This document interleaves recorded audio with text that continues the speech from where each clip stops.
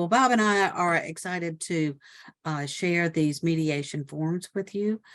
They are an invaluable piece of our mediation practice, and we hope that they will be useful to you in your practice as well.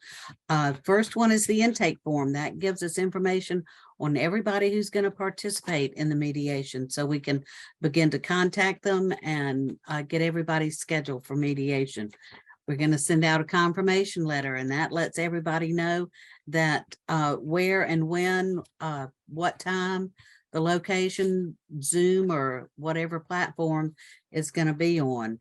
The mediation pack checklist is just, you're all set and ready to go and want to pack everything up. And these are just a list of items that we take with us. The ones listed on the bottom, of course, are these a file full of these forms. We have the mediation process. I set the table with the mediation process. This one sheet of paper leaves the table more often than our business cards do, which is why it has our contact information on it. But this is a good opportunity to continue to educate the public as to what the mediation process is and all the benefits that it provides to them. Of course, there's the contract, the agreement to mediate. Some programs may call them the guidelines. We want to make sure that everybody is going to sign the guidelines or the agreement to mediate. That's our contract to do business with you.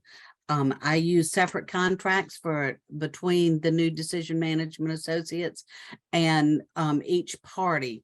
I don't include everyone on the same contract, because if I have to go after party A for my money, I don't need to involve party B. So then I have party information form that I ask attorneys if I can have their clients fill that out. People say, well, you got all that information up front. Why do you need it now? Well, because between the first time we were contacted and the time they actually show up for mediation, addresses have changed, email addresses have changed, telephone numbers have changed. If I should have to send them an invoice at the end of the day, I want the latest and greatest information. I also ask the attorneys for their business cards. If they don't have one, then I give them an attorney information form so that I can staple it together, keep it with their party's information form. The agreement form is just very simple. It pretty well spells out everything. You know, we remember those who's going to do what, when, where, and how, and try to make it very smart. And then at the end of an agreement, Bob and I always ask ourselves, is this doable and durable?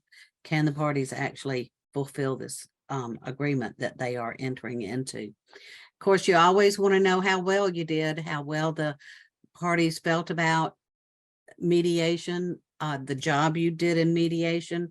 So we have an attorney and party evaluation form.